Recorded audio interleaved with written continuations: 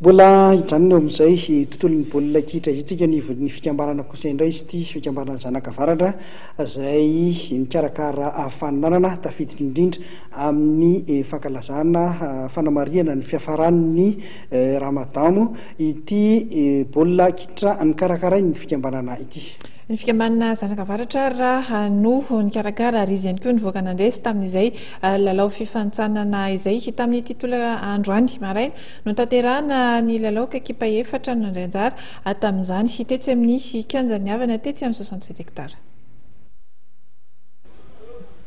Ny ekipan'ny Zanakavaratra no nandrobaka ny amboara lehibe tamin'ny tournoi idy izay notanterahana androany tetsy amin'ny kianjan'ny havana 67 hectara ity ekipa ity izay miakanjo manga eto amin'ny sary sy ny ekipa komoriana moa no niatrika ny famaranana tamin'izany ka nirava-tsala rainoraino rotota tamin'ny feptaona ara-dalàna no lalan'ny tirobio araka izany no nandresen'ny ekipan'ny Zanakavaratra ity ekipa ity tamin'ny isa 7-7.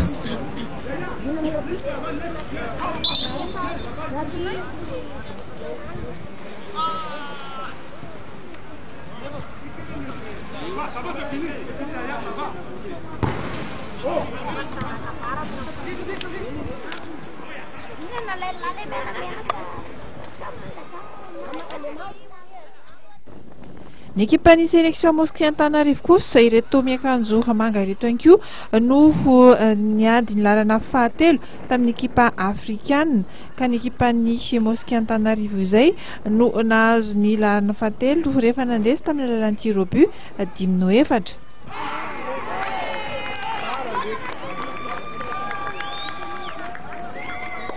Raha tsy aivina moa dia androany ihany no tanterahana ity lalao faninana ity nahitana ny fandraisana anjaran'ireto ekipa ireto tafiditra anatin'ny famaranana ny idy fenty entina mamarana ny iray volan'ny Ramadany sy ny fifaninanana androany.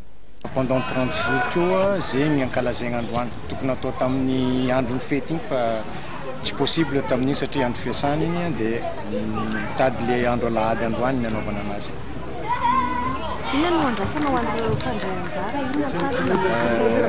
Ohatra ny tenenin'le CT teo tanakavia sy avatra hoy izy musulmane zay didiana marary donc mila fair play ifankatiavan'ireo tanora reo bebe koa zay ny antony anaovana an'io match io. Ny tokony ho izy ary mosquée samy mosquée fa misy africaine alaigna hiaraka aminay dia zay mahatonga ny hoe atambatra daholo ny tanora rehetrarehetra. Isan-taona zay manao an'io. Tahaka ny isan-taona dia misy ny amboara lehibe izay atolotra ny fikambanana Zanakavaratra izay mpikarakara ny fifaninana ity. Natotra ho an'ny ekipan'ny sélection Mosquée Antananarivo ary ny amboara fair play ho an'ny kapiteny ny ekipan'ny komoriana ny mpilalao mendrika indrindra. Ho an'ny sélection Mosquée Antananarivo kosa ny amboara ho an'ny larina fahatelo, ho an'ny ekipa komoriana ny amboara ho an'ny larina faharoa ary ny ekipan'ny Zanakavaratra izany no natolotra ny amboara lehibe ho an'ny mpandresy.